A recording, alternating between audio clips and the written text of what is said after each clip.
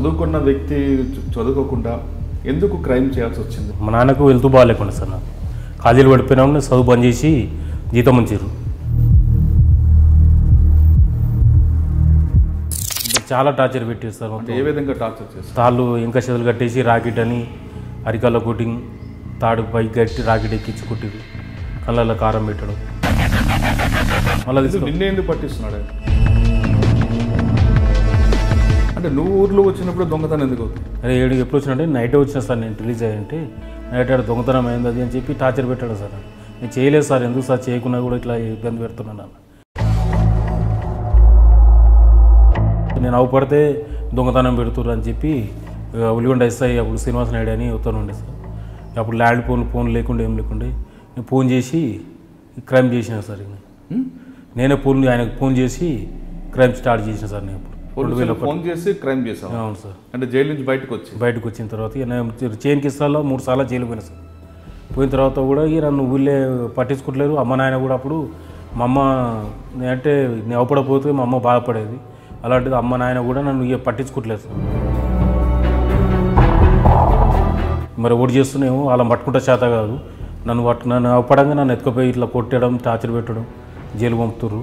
ఇప్పుడు నేను చేస్తాను సార్, నీకు చేతనైతే నన్ను పట్టుకోయి అని చెప్పి ఫోన్లు చేసి దొంగతనం చేసిన సార్. ఏం దొంగతనం చేసి? ఇల్లు తాళాలు వల్ల కొట్టిన సార్. ఒకటే రోజు నైటు 50 తాళాలు వల్ల కొట్టేసిన సార్. చేతనైతే పట్టుకో, ఈ సందులో చేస్తున్నా అని చెప్పేది ఎరతాడు చేయడం, ఇట్లా మొత్తం ముక్కు తిప్పలో పెట్టిన సార్. చాలా ఇట్లా. మరి ఈ దొంగతనం చేసిన సంపాదనతో ఏం చేస్తావు? ఖర్చులో జల్సాగా ఖర్చు పెట్టుకోవడం సార్. ప్యాకెట్ మందు అవ్వడం, ప్యాకెట్గా ఇట్లా ఆడడం, ఇట్లా అమ్మాయిల కాడికి పోవడం, ఇట్లా చేసిన సార్. కానీ ఒక ఆమెకి నువ్వు బెయిల్ ఇచ్చావు, ఆ అమ్మాయిని పెళ్లి చేసుకున్నావా? చేసుకుందామని తీసుకొచ్చిన సార్. వచ్చినాక 20 రోజులనే గట్కేశ్వర్ రూమ్ తీసుకొని ఉంటున్నాం సార్. గట్కేశ్వర్లో రూమ్ తీసుకొని ఉన్నాం. అన్న కూడా ఎంతగా నమ్మలేదు సార్. మస్తు టార్చర్ పెట్టి కళ్ళ కారం పెట్టి కొట్టింది సార్. బాగా కొట్టి అమ్మాయిని కూడా అంత ముందుకే ఒక అతను అక్కడి నుంచి దింకపోయాడు అన్నట్టు బంకుల నుంచి. నీకు అమ్మ అంటే ఇష్టం అంటున్నావు. మరి అమ్మ ఆరోగ్యం వాళ్ళ విషయం తెలిసిందా? తెలుసు సార్. నాకు తెలిసినాక కేసులు చాలా ఉన్నాయి సార్. 10-12 కేసులు పెట్టారు. బెయిల్ తీసుకున్న సోమతి కూడా లేకుండా సార్. అప్పుడు ఇక మా నాయన ఇట్లా బెయిల్ తీస్తాను కూడా పైసలు లేవని చెప్పి రాకపోయేది. చనిపోయినాక మేజిస్ట్రేట్ గారు తాడ పర్మిషన్ తీసుకొని సాగు తీసుకుపోతారు సార్. అట్లా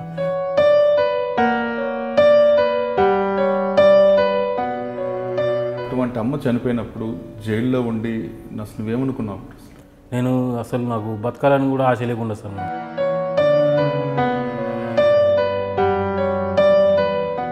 నేను నన్ను కన్న పాపానికి ఆమె తలవరు కూడా పెట్టలేని పరిస్థితి అయిపోయింది.